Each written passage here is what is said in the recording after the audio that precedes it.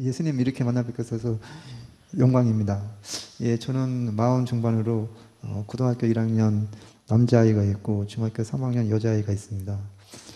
근데 한때 저희 그 외도로 인해 집사람의 가슴에 지울 수 없는 상처를 남겼습니다. 예, 그로 인해 집사람은 지금 이혼을 하려고 소송을 냈고 지금 변론 기일만 남겨두고 있습니다. 저희 어리석음으로 인해 이렇게 되어 매일 집사람을 향해 참회 108배를 하고 있습니다. 저 욕심입니다만 저는 정말로 이혼하고 싶은 마음은 전혀 없습니다. 스님, 집사람과 저에게 같이 살 수 있는 법문을 부탁드립니다. 자기 지울 수 없는 상처를 줬다는 거 바람 폈다는 거야? 어? 마누라 낳아놓고 왜 딴 여자한테 그렇게 눈을 팔았어요? 그 여자 그래 좋았어요? 그냥 얘기해요. 이왕기 다 벌어진 일인데.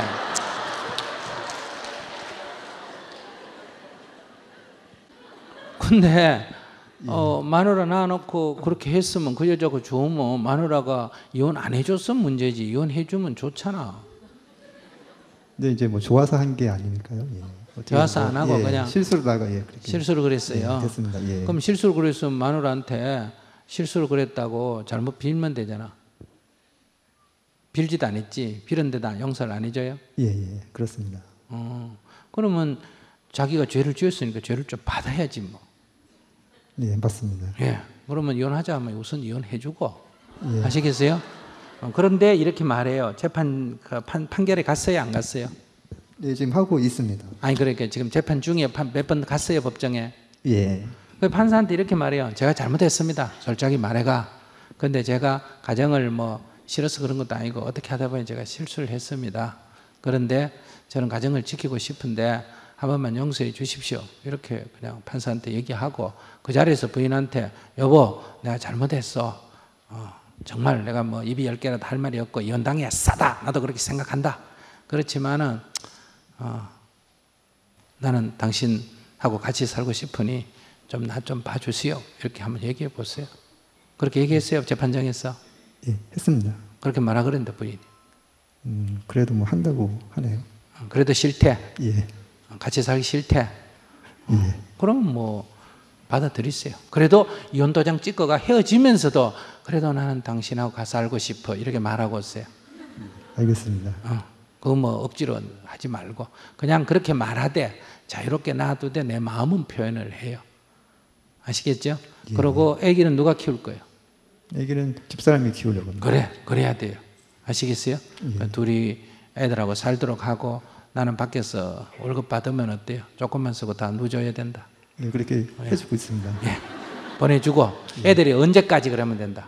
애들이 20세가 될 때까지. 아시겠어요? 예, 알겠습니다. 애들이 20세가 넘으면 안 줘도 돼요. 아시겠죠? 예. 그래도 주고 싶으면 그건 내 마음이고 그 이상은 안 줘도 되니까 애들이 20세 고등학교 졸업해 대학교 갈 때까지는 전적으로 지원을 해주고. 아시겠습니까? 예, 그때까. 그러고 이제 애기 엄마가 자꾸 내가 억울해지면 애기 엄마가 나쁘다, 이제 너무 독하다 이래 생각하면 애 엄마가 독한 여자니까 애들이 나중에 독해져요. 그러니까 항상 여보 미안해, 내가 부족해서 당신이 고생해 이렇게 하고 애들한테도 아이고 아빠가 좀 부족해서 그러니까 엄마하고 잘 살아라. 엄마는 좋은 사람이야. 이렇게 얘기해주고. 그렇게 해서 지금 중3이라고요? 예. 4년만 그렇게 기도하세요. 그러니까 딱 밑에 고등학교 졸업하거든. 그때까지 마음 안 풀거든. 미련 갖지 말고. 아시겠어요? 예, 알겠습니다. 그래 잘 살아라. 그리고 자기 부인 있으면서도 딴 여자 만날 정도의 남자로서의 능력이 있으니까 그때 가면 또 생길 거야. 너무 걱정하지 마시고. 네. 한 4년만 참여 기도하세요. 예, 알겠습니다. 예. 그러면 그 안에 부인이 봐주든지 안 그러면 헤어지는데 너무 그렇게 무슨 비굴하게 굴 필요는 없어요. 참여는 한 4년간 확실히 하고. 예. 아시겠어요? 예, 알겠습니다. 예, 감사합니다. 네.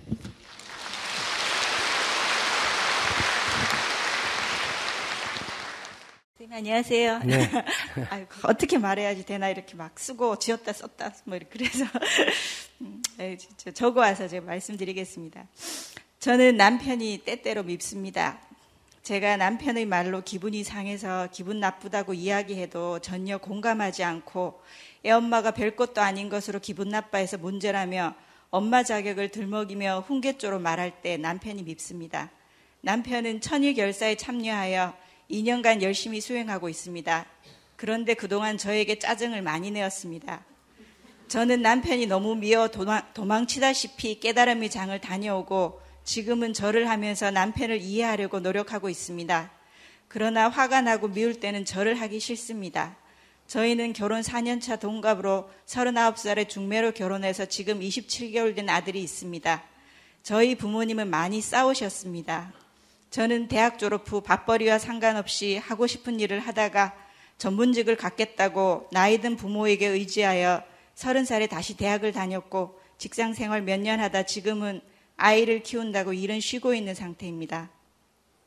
남편은 누나 5의 외아들로 시어머니가 무학이시지만 콩나물 장사를 하며 아픈 몸으로 아들을 정성껏 키우셨고 남편은 나름 훌륭하게 성장했습니다. 그러나 남편은 어렸을 때부터 어머니가 매일 내가 너 키우느라 이렇게 아프다고 말씀하신 것이 상처가 되어 짜증이 많고 자신을 의지하는 것을 싫어합니다. 아내인 제가 어디 아프다고 하면 혼자 알아서 하라고 합니다.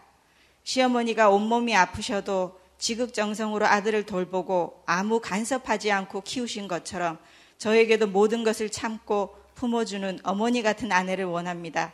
이해는 되지만 제 짜증은 안 받아주면서 자신의 짜증을 다 받아달라는 심보가 미울 때가 많습니다. 그리고 이런 미움이 주기적으로 올라오는 것 같습니다. 이상입니다. 들어보니 별 얘기 아니네. 뭐 배고파가지고 밥 못 먹는 얘기도 아니고 뭐 남편이 바람 피워가지고 죽겠다는 얘기도 아니고 술 먹고 와서 뭐 폭력을 행사한다는 얘기도 아니고 뭐 돈도 안 벌어오면서 집에 있는 가산 탕진한다는 얘기도 아니고 뭐 아무 얘기도 아니네. 그래서 예를 제가 적었는데요.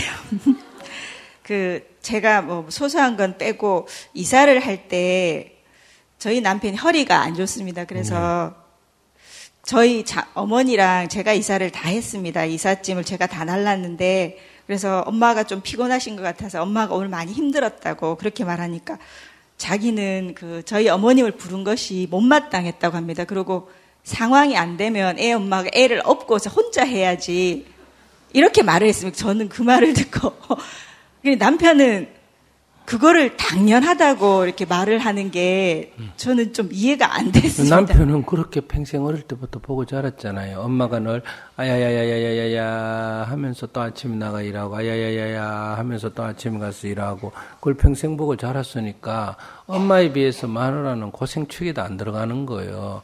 우리 엄마는 그래 했는데 니는 왜 그것도 못하노 이런 생각이 드는 건데 그거 아까도 얘기했잖아. 성질이 그런데 성질이란 게 남편 성질이 나쁘다는 게 아니라 그렇게 사물을 인식하고 있기 때문에 그걸 어떻게 바꿀래야 바꿔지지가 않아. 우리 늘 여기 바다를 동해라고 불렀는데 그걸 우리 보고 일본해라고 불러라고 뭐 잘 안 되잖아.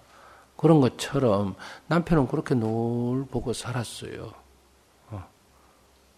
저는 그렇게 안 살았는데. 그걸 안 살았기 때문에 그러니까 갑자기 제가 그렇게 슈퍼우먼이 될 수가 없잖아요. 될 수 없지. 그럼 말을 그러니까 남편 이해는 되나 안 되나 그렇게 말하는. 한번 몇 번을 생각하면 이해는 되는데. 이해는 되니까 그렇게 말하면 네 알겠습니다 이러면 되지. 성질은 좀 납니다. 이해는 돼도. 성질 나면 지만 손이지 뭐. 그러니까 이해가 안 되기 때문에 성질을 나는 거지. 이제 그러니까 같이 살려면 맞춰 살아야 되잖아요. 그죠? 아, 남편은 저런 환경 속에서 자라서 저렇게 하구나. 그러니까 그런 얘기하면 아이고 내가 애 없고 못해서 미안해요. 이렇게 한마디만 하면 끝나지. 하라는 건 아니잖아 뭐.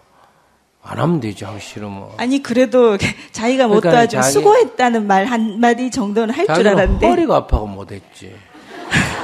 자기는 허리가 아파가.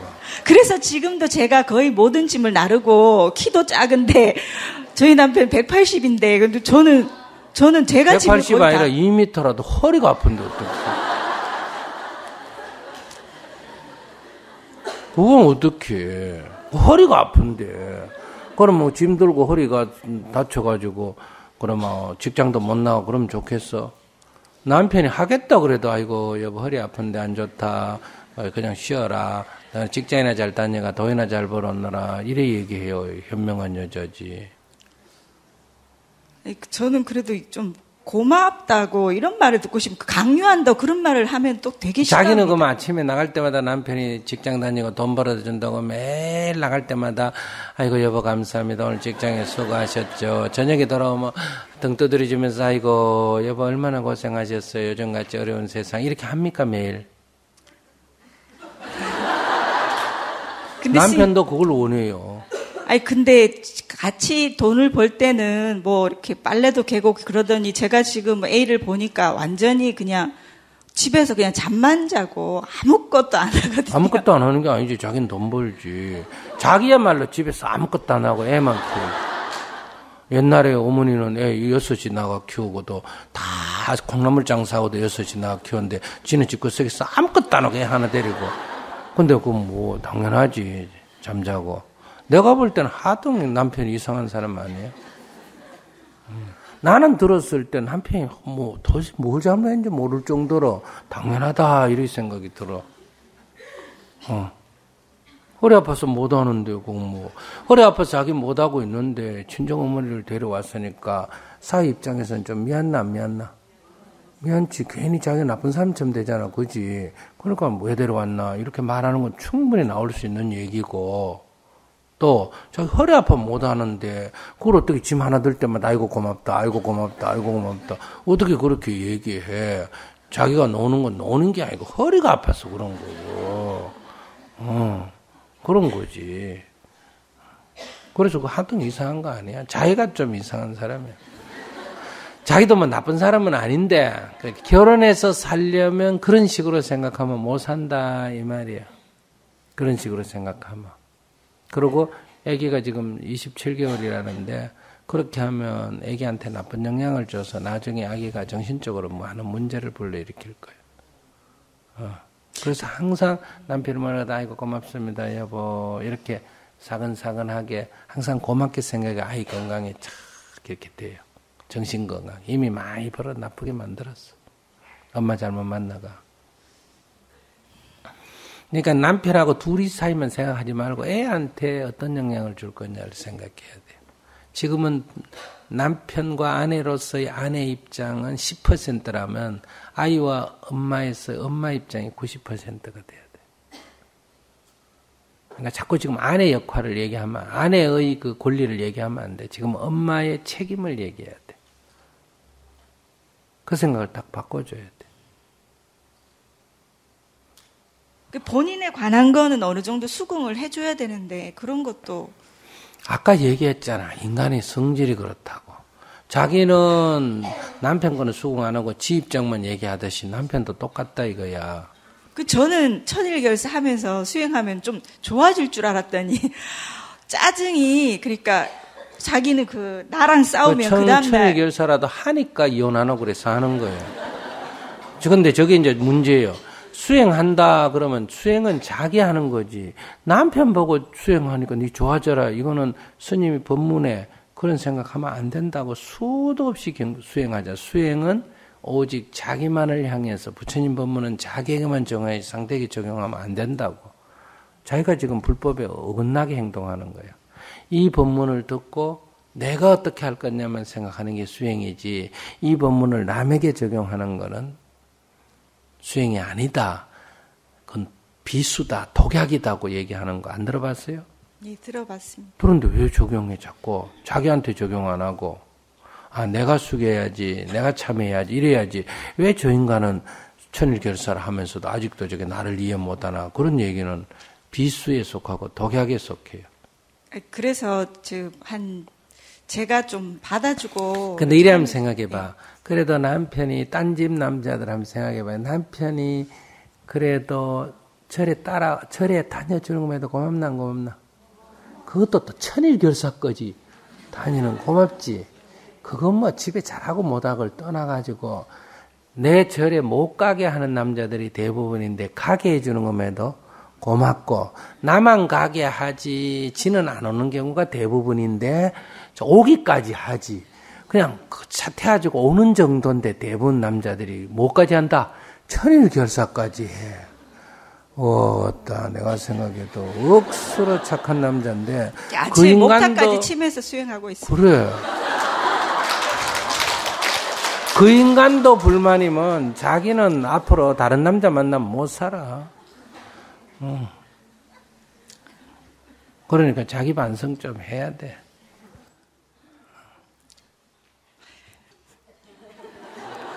억울한 얘기 좀 더 해봐.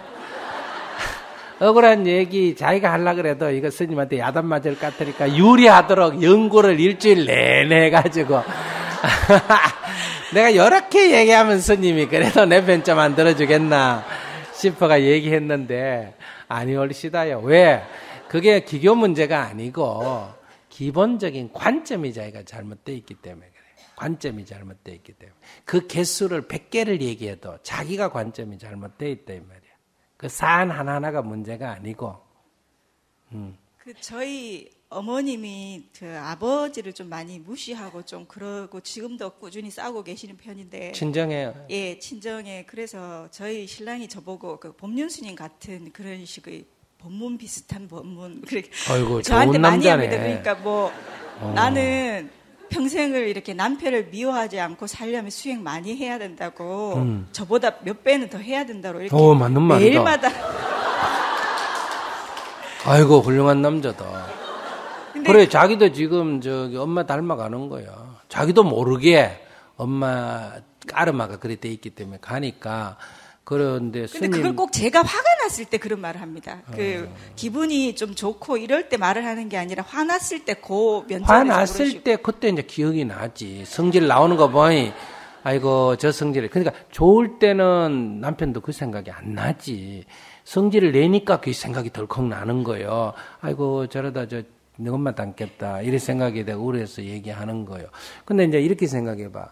스님이 얘기하는 걸 밉진 않아지. 네가 뭐 말할 짝이 있나 이렇게 생각하는데 스님은 이렇게 한 번 얘기해주고 그때 성질 날 때마다 그 현장 지도는 못 해주잖아, 그지? 근데 남편이 옆에 딱 붙어가지고 현장 지도를 이래 주잖아. 코치가 딱 돼가지고 그러니까 고맙게 생각해봐. 아이고 훌륭하신 스승님 옆에 한 번 둬서 나는 개인 교수 받으면서 산다. 딴 여자들한테 자랑하세요. 지금 자락 중이에요. 아이고 너는 스님 일주일에 한 번 보지. 나는 스님을 매일 옆에 두고 매일 개인 교수 받는다. 지금 이런 얘기하는 거예요. 예, 개인 교수 많이 받으세요. 예, 알겠습니다. 예.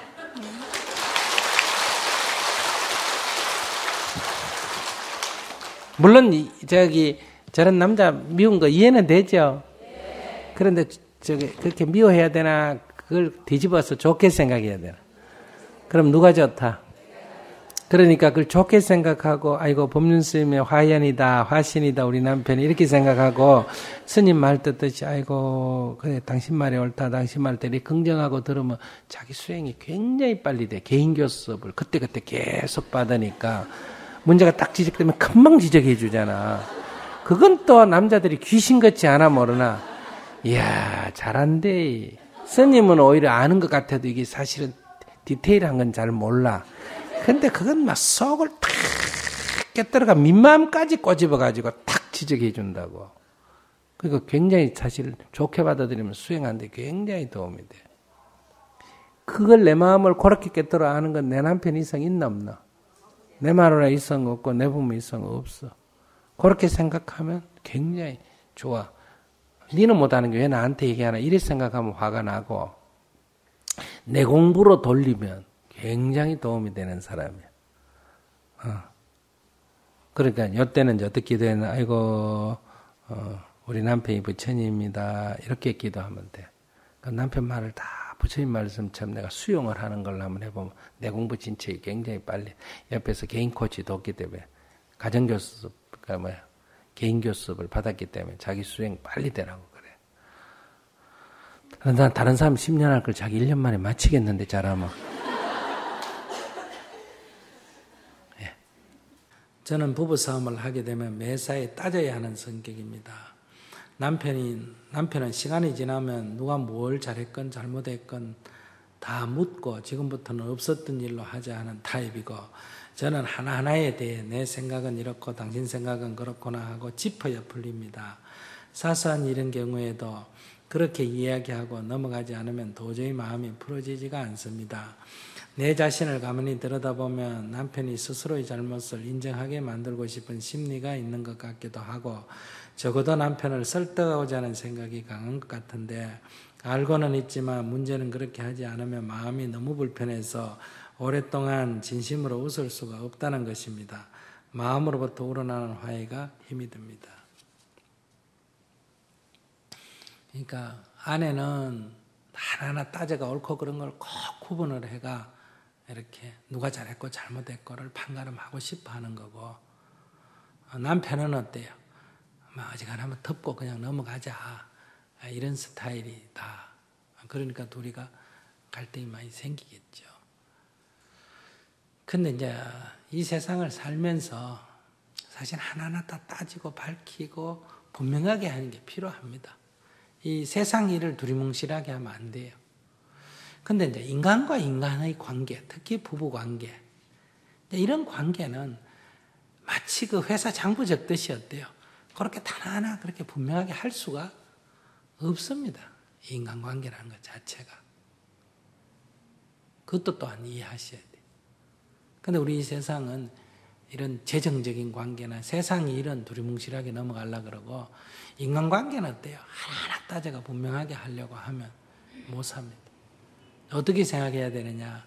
이 세상 일은 좀 귀찮더라도 힘들더라도 분명하게 따지는 게 필요합니다. 회계장부도 깨끗하게 정리하고 약속도 지키면 딱 지키고 잘못하면 잘못했다 그러고 이런 게 좋아요.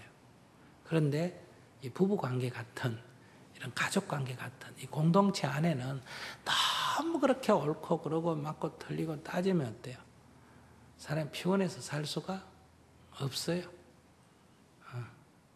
그러니까 좀 예를 들면 부부가 같이 사는데 상대가 화를 하면 냈다. 그러면 네 왜 화나는데? 화날 일 만한 게 있었나? 수행 차원에서 수행시킨다고 이렇게 계속 따지면 아무리 수행하는 사람도 그걸 딱 듣고 내가 사로잡혔구나 이렇게 받아들이기보다는 피곤하다, 수행도 싫다 이렇게 받아들이기가 쉽다. 이게.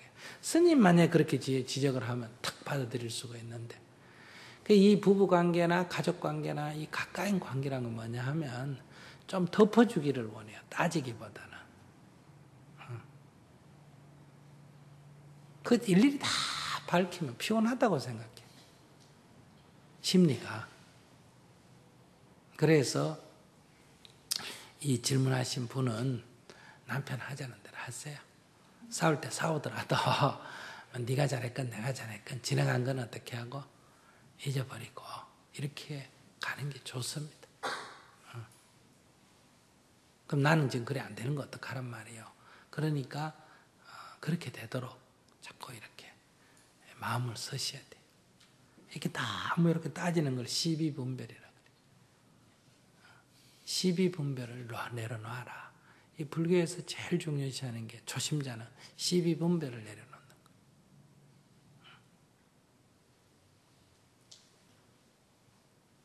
거. 옳다 그러다 맞다 틀렸다 이렇게 너무 따지지 마라. 좀 덮어둬라. 항상 모든 일 다 그래라 그런 건 아니에요. 이 인간관계에서 초심자는 특히 그래야 됩니다. 수행을 처음 하는 사람들. 왜냐하면 자기 에고가 너무 강하기 때문에 그걸 내려놓으려면 세상에 대한 시비분별도 좀 내려놔야 돼요. 그렇게 해서 자기가 숨이 좀 죽어야 돼요.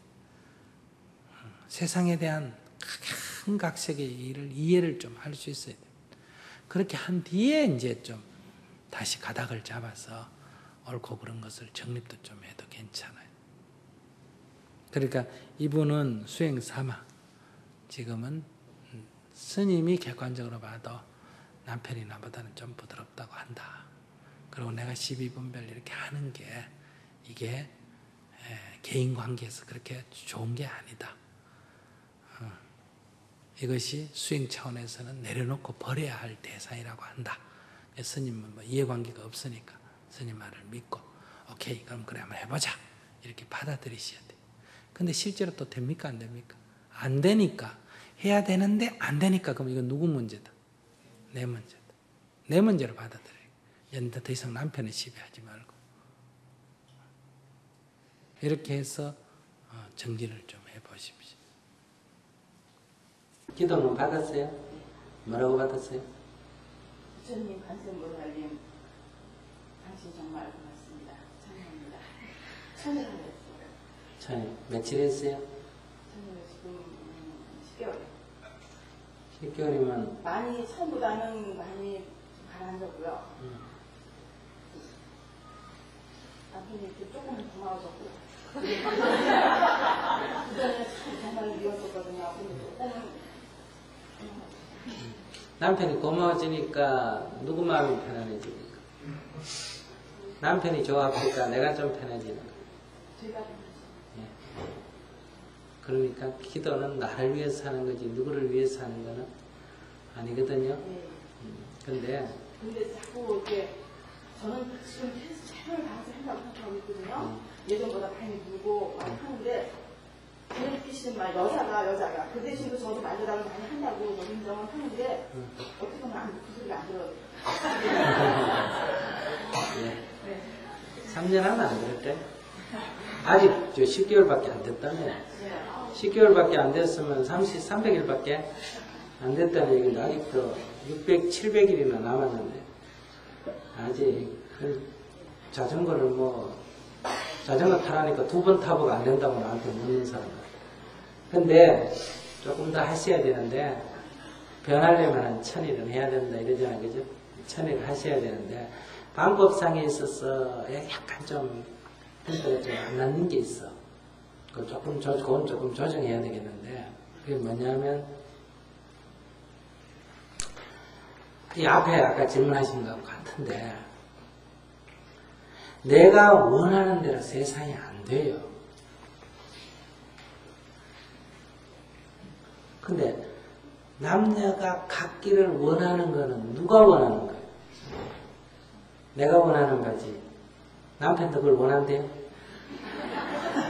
남편은 그걸 안 원하잖아, 그죠? 그죠? 내가 원하는 거지. 아이가 공부 잘하기를 하는 건 누구 원하는 거다? 내 원하는 거지.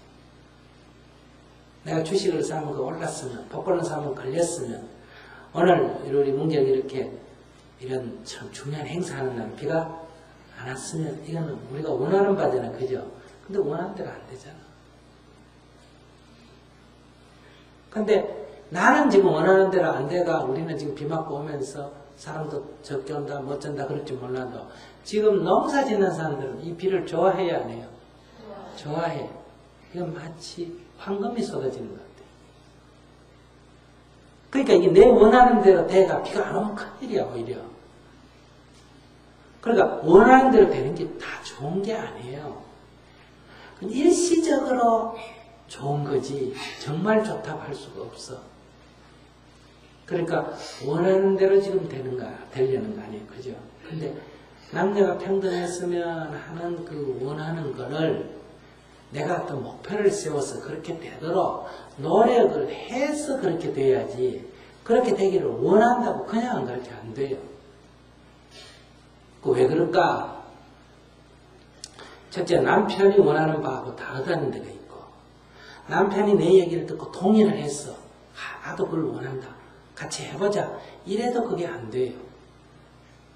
첫째는 생각이 달라서 안 되고 두 번째는 생각이 같아도 안 될 때가 있어.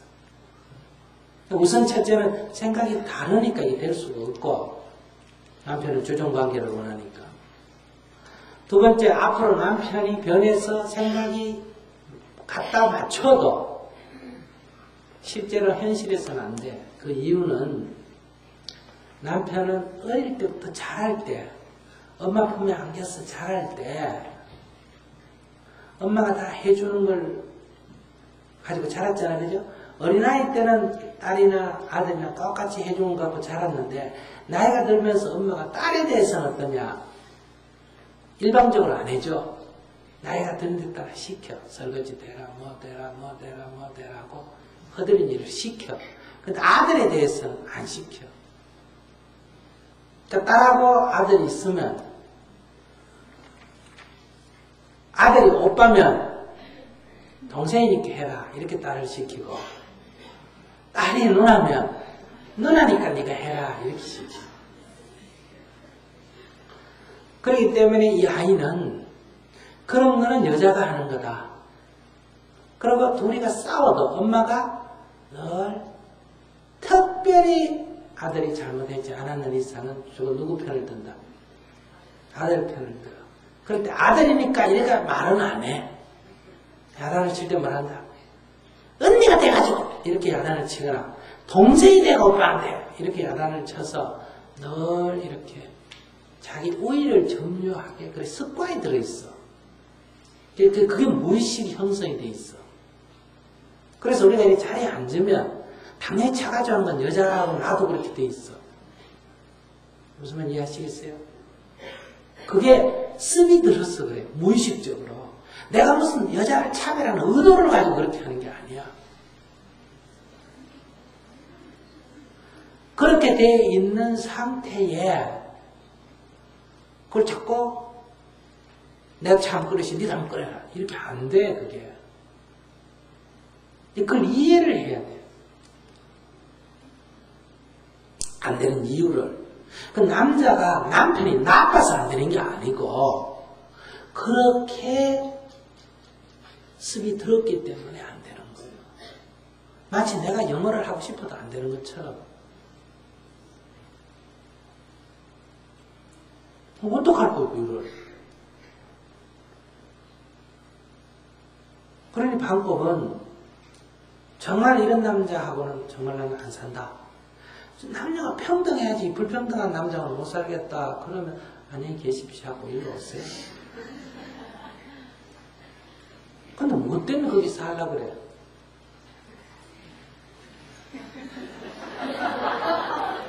그게 정말 중요하다면 나 같으면 안녕히 계십시오 하고 오겠어. 두 번째, 같이 살려면 이게 현실인데 이걸 어떻게 할 수가 없어. 같이 살려면 여기다 맞춰줘야 돼요. 맞춰준다는 말은 영원히 이렇게밖에 갈 수 없다 이 말이 아니라 이게 변해가는 일정한 과정이 있다면 그 기간을 기다려야 돼요. 그리고 그 변화하는 과정까지 일정한 노력이 있어요. 그 노력이 어떤 거냐? 내가 한번 그릇이 네 한번 그래라. 이렇게 대들어서 고칠 수도 있어. 근데 이렇게 대들어서 이걸 고치려면 경제권도 내가 쥐고 있고. 아시겠어요? 모든 게 내가 우위일 때는 이렇게 밀어붙여도 돼. 이렇게 밀어붙이면 죽어난 사람 살려면 안 따를 수가 없어. 그럼 고쳐져. 그런데 경제권도 남자한테 있고 여러 가지 능력도 가진 남자한테 있을 때 지금 내가 밀어붙이면 어떻게 하느냐. 내가 싫어져 버려. 그러니까 그렇게 해주는 남자, 여자를 찾게 돼.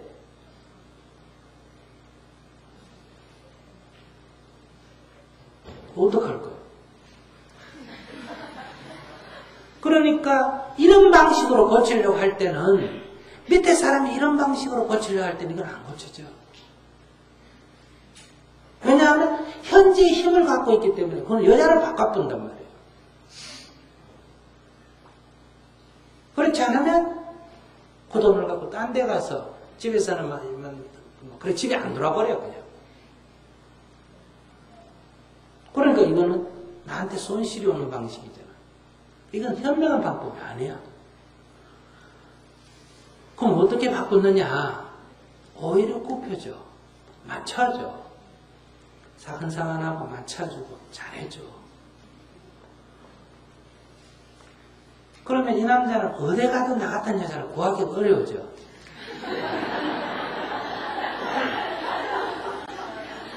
아시겠어요? 그래 놓고 딱 치를 드려야 돼.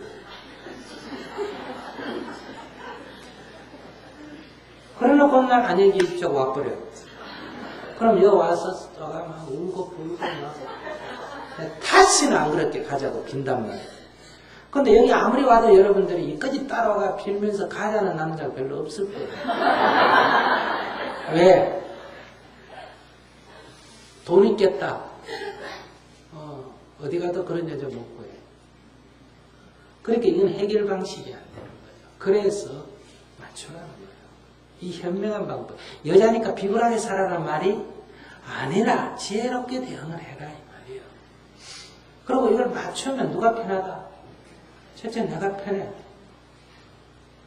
하루를 살더라도 편하게 사는 게 좋잖아. 두 번째는 이건 내만 편한 게 아니라 상대를 고치려고 할 때도 그게 효과적이 됩니다. 그런데 그렇게가 나중에 내가 아주 궁지에 몰아야가 때리 고치려 할 때도 그게 효과적이고 이 사람은 또 그렇게 하면 어떠냐. 이게 인간이기 때문에 자기가 또 느끼는 바가 있어. 아시겠어요? 그래서 이게 변해가. 그리고 이 치는 성질을 벌떡벌떡 내고 이러는데 자기도 잘못했지만 여자도 그걸 바가지를 끌고 어떠냐면 사람 심리학을 해. 자기 잘못이 상쇄됩니다. 이 인간 심리가 묘해요.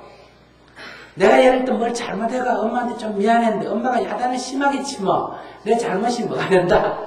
상쇄가 되고 그것이 내가 잘못한 것보다 야단이 더 컸다 싶으면 그 잘못이 엄마한테로 전가가 돼요. 그래서 도로미워하게 돼요. 그렇기 때문에 내가 그걸 찝쩍찝쩍 건드리게 되면 상대편이 하는 행위를 뭐 해준다? 합리화시켜주는 거예요. 이게 여러분들 잘 생각해요. 여러분들이 공연히 찝쩍찝쩍 자꾸 잔소리를 하고 바가지를 끌고 뭐 남자가 그 행동을 지속하도록 사실은 협력하는 거예요. 죄의식이 없어져 버려요. 왜? 한 잔 먹고 늦게 와가 바가지 좀 끌키면 그 죄의식이 없어진다니까. 이런 심리 잘 모르죠? 이건 나중에 우리 방기현 박사님한테 난성 골사님한테 얘기 좀 들어봐. 이 인간 심리가 묘한 거예요. 그래서 이럴 때는 잘해주면 어때요? 굉장히 찔려. 이걸 대체할 수가 없어.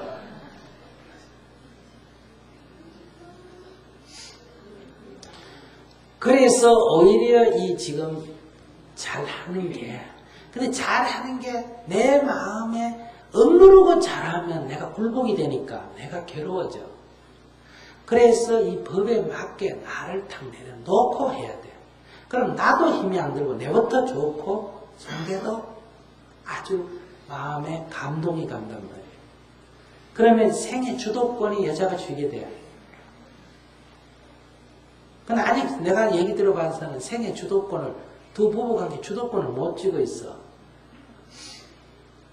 그러니까 다투면 내가 굴복을 해야 될 입장이야 지금. 결국은 내가 빌어야 돼.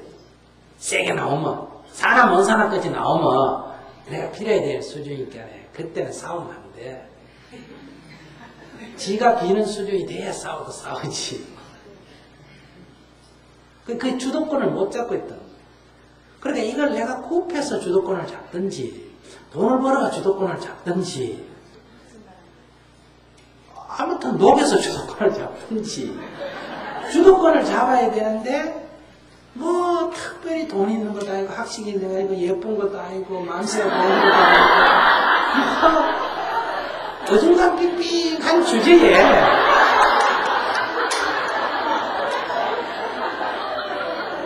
이 자꾸 덤디면 남편이 자꾸 싫어. 남편이 자꾸 정만 떨어져. 그래서 현명한 방법은 어때? 내 같으면 늘 내가 그러잖아. 나는 성격이 어떠냐? 다 그런 건 아니지만 평균적으로 안녕히 계십시오 하면서. 그래서 혼자 살잖아. 그죠? 그러니까 정부하고 있어. 그러니까 뭐 종단에서 나와서 살고. 근데 보통 사람은 이렇게 못 살아. 이렇게 살면 소외감을 느끼고 외롭고 힘들고 그러니까 어정하면 같이 붙어 살면서 푸는 게 좋아.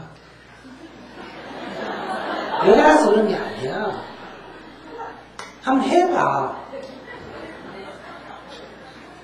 그래, 살아보면 그렇다는 거야. 그래서 풀어서 같이 사는 게 좋아. 그리고 또 그게 뭐 남도 아니고 누구다? 내 남편이잖아. 그러니까 그 기도문대로 자꾸 자기를 내려놓고 굽히면 그러니까 생각을 바꿔. 그러니까 남녀가 평등해야 된다 이런 생각하지 말고 생각을 어떻게 해라. 아이고 그냥 우리 집에 임금님 한번 모신다 이렇게 생각하고 그냥 딱 삶아 주도권을 내가 잡게 돼요. 그래서 때리 고치는 건 주도권을 내가 잡은 뒷얘기지 주도권이 없는 상태에서 고친다는 거는 그건 쓸데없는 짓이야.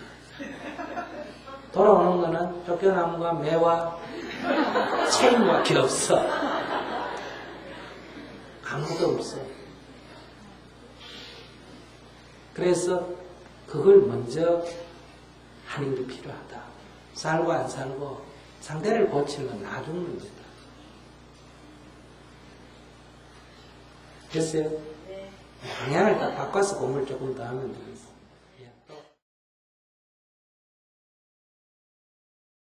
장남하고 결혼해서 15년째 살고 있는데요. 신랑이 너무 효절해서 시댁 일이라면은 다른 형제들은 신경 안 쓰는 부분까지 모두 본인이 다 신경 쓰고 처리하는 그런 상황입니다. 근데 또 시부모님이나 형제들도 장남인 신랑이 하는 것에 대해서 당연하다고 생각하고 있는 그런 분위기가 되고요.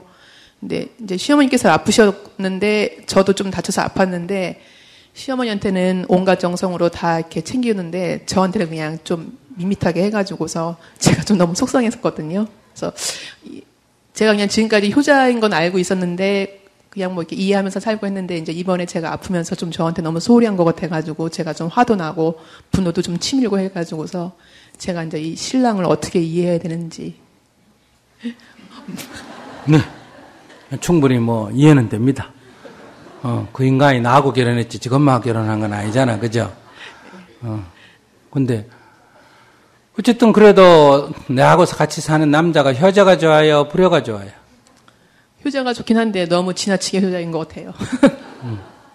근데 지나친 걸 누구 기준으로 봐요? 지나치다 이거를. 제 기준으로. 그러니까. 근데 자기가 이제 선택을 해요. 나중에 나도 늙어가지고 아들하고 관계해서 우리 아들이 마누라한테만 푹 빠져가지고 부모를 팽개칠 때 자기 기분 좋을까? 그건 아닌데 이제 어느 정도까지를 원하는데. 근데 어느 정도 기준이 자기 기준이라는 거예요. 시어머니 기준으로 보면 어떨까? 기준점이 서로 달라. 그렇죠. 시어머니는 아주 만족하는 기준이죠. 시어머니도 불만족스러워. 자기가 볼 때 만족하지. 시어머니 입장에서는 그래도 아들이 좀 부족하고 마누라한테 신경을 많이 쓴다고 봐요. 그러니까 기준을 자기 중심으로 둘 때 남편이 엄마 편인 건 맞아요. 그거는 자기만 그런 게 아니라 모든 남자가 다 그래. 마누라 기준으로 보면 남자가 다 엄마 편이에요. 근데 엄마 기준으로 보면 아들은 다 누구 편이다. 마누라 편이에요. 기준이 다르기 때문에. 근데 이제 신랑이 하는 걸 보면은 그러니까 어머니한테 하는 거 하고 저한테 하는 걸 봤을 때. 근데 신랑이 어릴 때부터 지금까지 자라올 동안에 자기가 신랑한테 도와준 게 많아요? 엄마가 도와준 게 많아요? 어머니가 더 많죠. 그러니까 잔뜩 어머니한테 잘해야 되는 건 그건 자연의 이치요. 사람이 다 콩 심은 데 콩 나고 팥 심은 데 팥 나고 가는 말이 고와야 오는 말이 곱던데 자기가 남편한테 아직 투자한 게 그래 많지는 않잖아. 자기는 지금 10년밖에 결혼 생활 10년밖에 투자한 게 없잖아. 남편이 지금 한 40 안 됐어요? 넘었습니다. 넘었으면 지금 엄마는 자식한테 몇 년 투자했어? 40년을 투자했는데 특히 어릴 때는 엄청나게 인생을 바쳐서 투자했잖아. 그죠? 그런데 그 자식이 어떻게 부모의 은혜를 잊을 수가 있어요? 그러니까 엄마하고 아내하고 물에 같이 빠지면 누구 건지겠나? 어머니 것이. 그 당연한 거죠. 그걸 억울하게 생각하면 안 돼. 자기도 만약에 자기하고 어떤 여자하고 물에 빠졌는데 자기 자식이 누구 건지기를 원하겠어?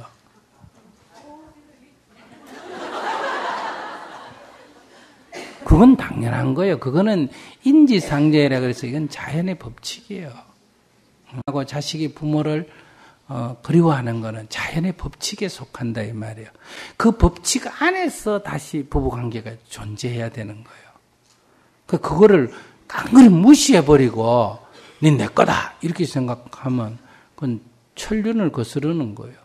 자식이 부모에게 잘하는 효도를 싫어하는 사람은 그건 천륜을 거스르는 거예요. 자연의 법칙, 인륜의 법칙을 거스르는 거기 때문에 그건 죄가 굉장히 커.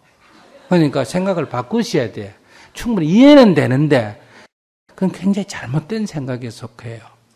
그래서 항상 남편에 대해서는 순서를 정할 때 남편이라고 하는 인간이 누구 거냐 굳이 따지면 누구 것도 아니지 지 거지 그지. 근데 이 남편을 두고 누구 거냐 할 때 아내는 내 거라고 할 수 있고 아이는 제 아버지를 자기 거라 할 수 있고 부모는 제 자식을 자기 거라고 할 수 있잖아. 그죠? 그럴 때 대주주가 누구다? 1번 주주가 누구다? 엄마가 1번 주주, 부모가 1번 주주, 2번 주주는 아내, 3번 주주는 자식. 이렇게 이 순서를 분명히 해야 됩니다. 질서가 있어야 돼, 사람이 살 때. 그래서 이거는 절대로 부모하고는 경쟁하면 안 돼요. 무조건 그거는 놔둬야 됩니다. 남편이 용돈을 받아가 부모한테 얼마 줄까 아내한테 물어봐요. 당신은 얼마 주려고 하는데요? 한 30만 원 줘야 안 될까? 그러면 아이고 그래가 됩니까? 50만 원 드려야지. 이렇게 나와야 됩니다. 그러면 남편에게 굉장히 복이 됩니다. 남편은 모든 남자는 아내와 부모 사이에 갈등이 있습니까? 없습니까? 갈등이 있어요. 사실은 보이지 않게 정신적으로 굉장히 힘이 듭니다. 누구 편도 못 들고 자기는 지금 중립을 지킨다 굉장히 노력하는 거예요. 아시겠어요? 근데 양쪽 다 불만인 거예요. 그런데 그런 남편을 좀 오래 살게 해야 내가 빼먹을 게 많잖아. 일찍 죽이면 안 되잖아.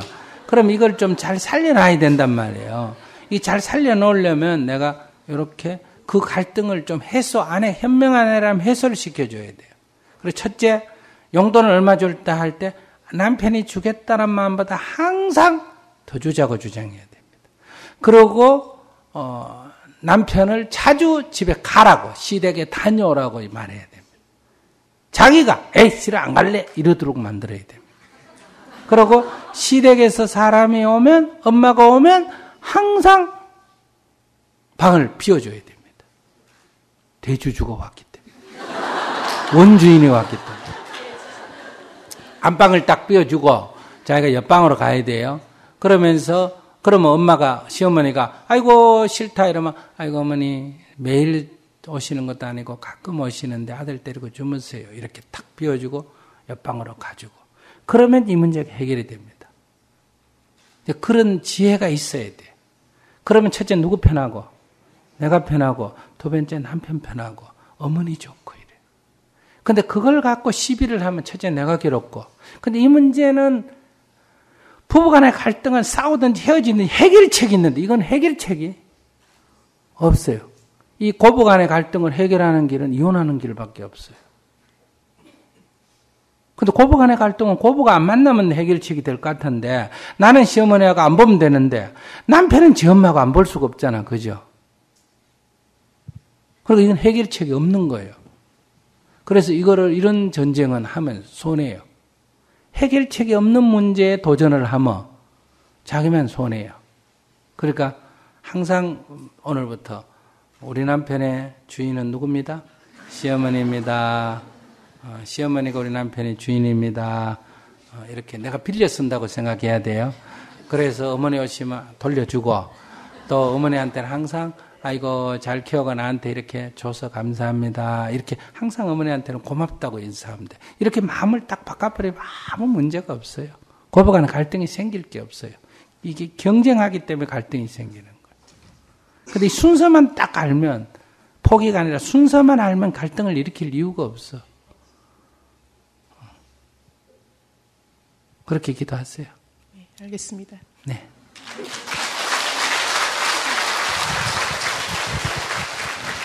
근데 이제 부인은 남편의 제1주주, 원래 주인이 엄마다, 시어머니다, 이렇게 기도해야 되고, 자기가 시어머니가 됐을 때는 내가 주인이다, 이렇게 생각하면 안 돼요. 알았어요? 시어머니들은 어떻게 생각해야 됐냐면, 자연의 이치예요, 이것도. 애를 키울 때는 20살까지는 누가 주인이에요? 내가 주인이에요. 20살이 넘으면 지 인생은 지가 주인이에요. 그런데 결혼을 하면 그거는 제 부부는 독립된 이웃집하고 똑같이 생각해야 됩니다. 아시겠습니까? 그러니까 아들 내외가 결혼을 하면 나하고 아들집 사이는 이웃집처럼 딱 별개로 생각해야 됩니다. 그래서 저거 부부가 어떻게 하든지 그건 저거들 문제지 내 문제가 아니다. 이렇게 생각해야 돼요. 그런데 우리가 안 그래요. 20살이 넘었는데도 계속 어린아이처럼 생각하기 때문에 여기 문제가 있어요. 만약에 내가 딸을 뒀다. 딸네 집에 갔더니 아침에 6시에 딸은 자고 사이가 일어나서 식사 준비를 하고 있어요. 그럼 이뻐 보여 안 이뻐 보여? 이뻐 보이지. 근데 아들네 집에 갔다. 며느리는 6시까지 처자빠지 자고 아들이 일어나가지고 아침 준비를 하고 있다. 눈에 불이 켜져 안 켜져? 똑같은 일이에요. 그럴 때 딸의 경우는 딸을 깨워서 남편한테 이러지 마라. 네가 가서 네가 해라. 이렇게 교육해줘야 되고 사위인 경우는 그렇게 얘기해야 되고 아들인 경우는 어떻게 해야 된다. 아이고 우리 아들 착하다. 나는 평생 살면서 남편한테 이런 사랑 못 받아서 늘 이런 사랑을 그리워했는데 우리 아들은 정말 착하구나. 아이고 네가 네 아버지 지은 죄를 네가 다 갚구나. 이렇게 아들을 격려해 줘야 돼. 알았습니까? 그렇게 이 문제가 해결이 된다 이 말이에요. 이게 어려워요 사실은. 여자가 겪었으면 이렇게 하는 게 맞는데 항상 모진 시어머니 밑에 모진 며느리 나온다고 자기는 그것을 섭섭하게 해놓고 자기 아들이 그렇게 하는 건 또 못 봐요. 이게 문제라는 거예요. 안녕하십니까 네. 스님. 예. 빨리 질문을 하도록 하겠습니다. 이건 저희 남편이 너무 스님 강연을 듣고 싶어 했는데 네. 일 때문에 못 오고 제가 대신 왔는데요. 네. 저희 남편이 꼭 스님을 만나 뵈면 하고 싶은 질문이 있다고 합니다. 그 질문은 제가 과연 잘 살고 있을까요? 라는 질문인데요. 이제 저희 부부는 금실도 남보기에 괜찮고 저희도 괜찮다고 생각하고요. 아들 딸 잘 낳고 뭐 다른 금전적인 문제도 없고 잘 살고 있는데요. 어느 날 스님이 오신다고 제가 강연을 들은다고 했더니 저희 남편이 너무 좋겠다고 자기 너무 가고 싶다고 하는 겁니다. 그래서 제가 자기는 가면 뭘 물어보고 싶냐 그랬더니 내가 과연 잘 살고 있는지가 궁금하다고 합니다. 그래서 잘 못 산다 그랬어요. 잘 사는 사람은 내가 잘 살고 있는지 이런 의심이 안 들어요. 못 살기 때문에 잘 살고 있느냐 이런 게 의심이 들고 우리 부부가 전생이 뭐냐 이런 의심이 드는 거는 부부가 관계가 안 좋을 때 마음에서 그런 의심이 드는 거니까 그건 스님이 보고 얘기하는 게 아니라 이미 벌써 그런 의문을 갖는다는 건 자기에게 뭔가 조금 부족한 게 있으니까 그런 생각을 하는 거예요. 뭐가 어디 나쁜 짓을 했다 이런 얘기가 아니라. 그러면 저희 남편한테 가서 잘 못 살고 있다고 말을 해야 되나요? 근데 제일 중요한 거는 이런 직문직설에서는 그런 남의 얘기를 와서 하는 건 아무 도움이 안 된다는. 그래서 제가 거기 가서는 그러면서 그렇게 했더니 저희 남편이 하는 말이 그럼 너는 잘 살고 있냐? 그러면서 나한테 물어보는데 거기서 저도 뭐에 한 방을 맞은 것처럼 선뜻 대답이 안 나오더라고요. 근데 남편한테는 이제 그렇지라고는 했는데 저도 선뜻 대답이 안 나와서 스님의 좋은 말씀 듣고 가려고 저도. 좀 좋은 말씀이 없어요. 자기가 잘 살고 있는지 자기가 알지 누가 알겠어요. 옆에 사람은 그걸 어떻게 알아요? 거지를 해도 딴 사람이 볼 때는 바보 같지만 본인은 어때요? 행복한 게 있고 고관대작을 하는데 옆에 사람 보기엔 다 좋아 보이는데 자기는 어때요? 괴로운 사람이 있기 때문에 그건 누구도 남이 대신할 수가 없어요. 부처님이 젊은 시절에 왕자 때 인물도 잘생기고 앞으로 왕 될 사람이고 그러니까 부처님은 지금 인생의 생로병사 때문에 너무너무 고민이 많아가지고 왕이고 뭐고 다 집어치우고 떠나려고 하는데 어떤 여자가 부처님이 탁 말을 타고 지나가니까 왕자로 있을 때 출가하기 전에 말을 타고 가니까 어떤 여자가 이렇게 창문 밖으로 노래했다 그래요. 저 사람을 아들로 준 여인은 좋겠다. 저런 사람 아들로 둔 여인은 얼마나 행복하겠나 이거야. 또 이야 저런 사람을 남편으로 둔 여자는 얼마나 좋겠느냐. 이야 저런 사람을 아버지로 둔 여인은 얼마나 좋겠느냐. 여인으로서 어때요? 옛날에는 남자에 의지하 살잖아. 그죠? 그러니까 아버지가 왕인 여자는 행복해야 안 해요? 행복하죠? 남편이 왕인 여자는 행복하다고 보죠? 또 자기 아들이 왕인 여자도 행복해야 안 해요? 행복하다고. 이런 사람이 세상에서 부러워하는 사람이잖아. 그러니까 그렇게 부처님을 여인은 보고 부러워했는데 부처님 본인은 정작 어때요? 하루도 더 이상 이 왕궁에 있기가 힘들고 그래서 모든 걸 버리고 왕위도 가족도 다 버리고 길을 떠나려고 하는데 여인이 그렇게 창밖으로 노래를 불렀어요. 이게 인생이라는 거예요. 아시겠어요? 그러니까 자기가 행복한지 안 한지는 자기가 알지 그걸 남에게 물어보는 것은 바보 같은 짓이다 이 말이에요. 그러면 남편이 요즘 자주 힘들하고 이렇게 전에 보이지 않던 괴로운 모습 많이 보이는데요. 제가 왜 그러냐고 물어봐도 대답도 잘 안 하고 너무 힘들었는데 그런 남편한테 제가 어떻게 해줄 수 있을까요? 내가 해줄 수 있는 게 아무것도 없어요. 지 인생 지가 사는 거니까. 내가 원하는 것이 이 세상엔 내가 원하는 것이 다 이루어질 수도 없고 남이 원하는 걸 내가 다 들어줄 수도 없어요.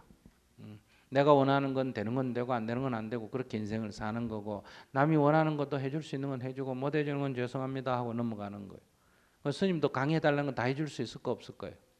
못 해줘요. 들어오는 거 뭐 10개 중에 1개도 못 해요. 그럼 뭐 신경질 내면 되겠어요? 그냥 죄송합니다. 아이고 강의가 있습니다. 미안합니다. 이러고 그냥 넘어가면 되는 거예요. 근데 자기가 뭐 어떻게 남편을 행복하게 해요? 지 인생 지가 사는 거지. 그러니까 그런 쓸데없는 생각하지 말고 자기 인생이나 똑바로 살면 돼요. 자기가 남편한테 제일 잘해줄 수 있는 건 뭐예요? 자기가 행복하게 사는 거예요. 그것이 남편한테 제일 좋고 자식한테도 제일 좋은 거예요. 여러분들이 행복하게 사는 게 이 세상을 위해서 가장 잘하는 거예요. 내가 나를 소중하게 여길 줄 알아야 남도 소중하게 여길 줄 알고 남으로부터 소중하게 여김을 받을 줄도 알아요. 받을 수도 있어요. 내가 나를 소중하게 여기지 않는데 온놈이 나를 소중하게 여기주겠으며 내가 나도 소중하게 여길 줄 모르는데 어떻게 남을 소중하게 여기겠어요. 내가 나를 사랑하지 않는데 누가 나를 사랑해 주겠으며 내가 나도 사랑할 줄 모르는데 어떻게 남을 사랑하겠어요. 그러니까 자기를 사랑하는 길이 남으로부터 사랑받는 길이고 남을 사랑할 줄 아는 사람이 되는 길이고 자기를 소중하게 여기는 사람이 남으로부터 소중함을 여김을 받을 수 있는 길이고 남을 소중하게 여길 줄 아는 길이다. 그러니 딴 얘기할 필요 없이 누가 행복해야 된다? 내가 행복해야 돼. 남편, 자식 얘기할 필요가 없어요. 남편이 죽어도 나는 행복해야 되고 바람을 피워도 행복해야 되고 그 인간 술을 처먹어도 나는 행복해야 되고 뭐 그 인간 괴로워도 나는 행복해야 되고 이래야 돼요. 왜? 이거는 누구하고 바꿀 수 있는 게 아니에요. 이건 누가 대신해 줄 수도 없고 바꿀 수도 없는 거예요. 그런데 여러분들은 지금 아이고 그 인간이 술을 먹어가지고 내가 못 살겠다. 그러면 어떤 한 남자 술 먹는데 거기 목매달고 자기 인생 버리겠다는 거 아니에요. 얼마나 바보 같은 일이에요. 남편 죽었다고 내 울고 사는 사람이 있어요. 얼마나 바보 같은 인생이에요. 죽으면 뒤에 뭐라고 해야 된다? 아이고 잘 죽었어요. 안녕히 가세요. 이러고 나는 재혼하고 싶으면 재혼하고 혼자 살고 싶으면 혼자 살고 이렇게 살면 되는 거예요. 내가 이렇게 얘기하니까 스님 너무 인간이 좀 매정하지 않습니까? 그런데 인간이 본래 그렇습니다. 한번 생각해 보세요. 남편이 너무 아내에게 잘해줬어. 그런데 남편이 갑자기 돌아가셨어. 그럼 아내가 살기 힘들겠어요? 안 힘들겠어요? 힘들지. 그래서 초상집에 가면 저 붙들고 울고 이래 얘기해요. 아이고 스님 남편 죽고 이제 나는 어떻게 혼자 살아요? 이래요. 남편 걱정해요? 지 걱정해요? 남편 죽었는데 죽은 남자 걱정 안 하고 지 살 걱정해요. 사실은 솔직하게 말해가 살은 지가 무슨 걱정해요? 죽은 사람도 있는데. 근데 이게 인간이라는 거예요. 죽은 사람은 걱정이 하나도 안 되고 누구 걱정하고 있다? 내 살 걱정하는 거예요. 그러다 또 이런다. 아이고 애가 둘이나 되는데 내가 저걸 어떻게 키워요? 애 걱정해, 지 걱정해. 지 걱정해. 이게 인간이다 이 말이에요. 그 인간을 너무 고상하게 생각하면 안 돼요. 이게 인간이에요. 남 걱정한다는 거 다 거짓말이에요. 그런 말 믿으면 안 돼요. 아시겠습니까? 인간은 자기밖에 걱정할 줄 몰라. 이게 인간이기 때문에 자기밖에 걱정할 줄 모르는 인간이 내다. 그리고 다른 사람도 그렇다. 이거 인정하면 이기주의라는 걸 보고 욕할 필요가 있어요? 없어요? 없어요. 그 인간만 그런 게 아니라 모든 인간이 다 그래요. 그러니까 이걸 기본적으로 이해하면 사람 사이에 남편이 이기적이다. 이거 갖고 시비할 필요가 없어요. 여러분들 결혼할 때 이기적으로 했어요? 안 했어요? 지는 인물 못생긴 게 꼴에도 꼴하지는 꼭 잘생긴 거 찾지. 돈 있는 거 찾지. 공부 많이 한 거 찾지. 아이고 결혼할 때 선볼 때 따지는 거 보면 이기주의의 극치란 말이에요. 그래놓고 이러면 사랑이라고 미명해 살아. 그게 무슨 사랑이에요? 내가 그래서 책 제목을 써놨어요. 이거 앞으로 적나라하게 폭로하려고. 제목이 뭐냐? 사랑 좋아하시네.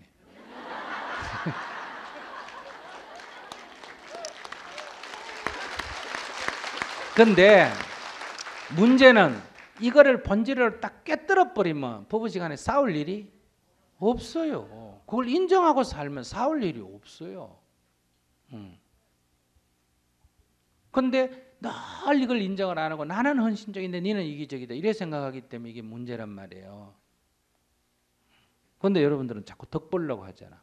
덕 보려고 하기 때문에 여러분 인생이 피곤한 거예요. 그래서 항상 한턴 결혼할 때 덕 보려고 했기 때문에 결혼 생활 해보니까 이게 덕이 별로 없어. 살아보니까 에이 혼자 사는 것보다 못하다 싶은 거예요. 조금 더 있으면 이럴 바에 혼자 사는 게 낫겠다 싶은 거예요. 그래서 지금 늘 아침에는 헤어지려고 그러고 저녁엔 또 그냥 넘어가고 아침엔 또 헤어지려고 이러다가 영부영부하다 살잖아요. 지금 뭐 좋아가 사는 사람 몇 명이나 있어요. 이게 인생이라는 거예요. 그러니까 이게 덕 보려고 하는 데서 항상 이게 계산적으로 우리가 산다는 거예요. 계산. 항상 계산해. 친구라고 하면서도 계산하잖아. 친구라고 하면서 돈 빌려줘서 떼있으면 그만이지. 이놈의 새끼가 친구를 속여먹었다. 그럼 친구 아니지. 그 친구가 내 돈 떼먹었다고 그 나쁜 놈이라 하지만 나도 돈 좀 읽었다고 친구를 욕하면 그 친구 아니잖아. 아, 친구가 어려워서 그런가 보다. 이게 친구지. 그 우리는 이게 친구도 아니고 부부도 아니고 사랑도 아니고 아무것도 아니에요. 오직 이기적이에요. 그러니까 내가 이기적일 때 남도 이기적인 걸 인정을 하자. 내가 내 생각 고집할 때 남도 자기 생각 고집하는 거 인정하자. 내가 내 중심일 때 남도 자기 중심인 걸 인정을 하자. 이렇게 인정만 해도 싸울 일이 별로 없어요. 저 사람 입장에서는 저럴 수도 있겠구나. 이렇게 생각하면.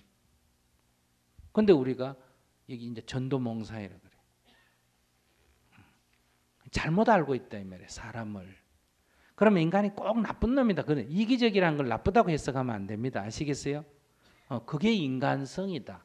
이게 무슨 나빠서 그런 게 아니라 사람이 자기를 중심에 놓고 세상을 보기 때문에 일어나는 현상이에요.